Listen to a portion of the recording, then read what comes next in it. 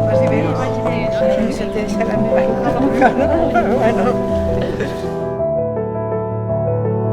Em sembla que és més fàcil ara que pas 20 anys enrere, no? Les dones sí que hem aconseguit finalment un lloc. Estem intentant tots plegats que hi hagi un model d'igualtat entre homes i dones, que no hi hagi diferència simplement pel sexe que tens, no té cap importància. Com a política que va començar l'any que ve farà 25 anys, és molt diferent.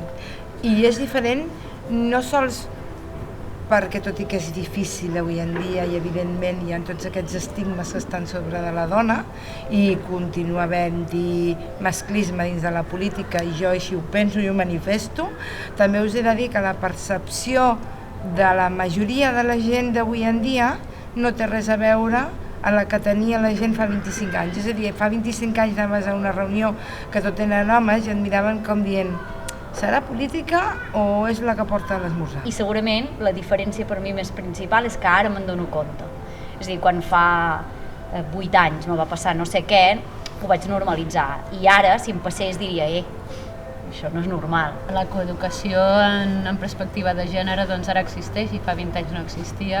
A poc van canviant aquests estigmes que caracteritzen a dones i a homes pel seu gènere. Jo afegiria que també hi ha hagut una sèrie de mecanismes que han ajudat a tot això, no? Amb el tema de la paritat, del 60-40, i bé, que això ha facilitat la presència de les dones en política, però també espero que d'aquí uns anys que ja només s'hagi de valorar la meritocràcia sense haver-hi quotes, perquè ja existeix aquesta igualtat plena que encara avui en dia, malgrat tota aquesta millora de tots aquests anys, encara en el sector de la política, com en altres, l'audiovisual o altres, que segueix succeint que hi ha aquesta diferència.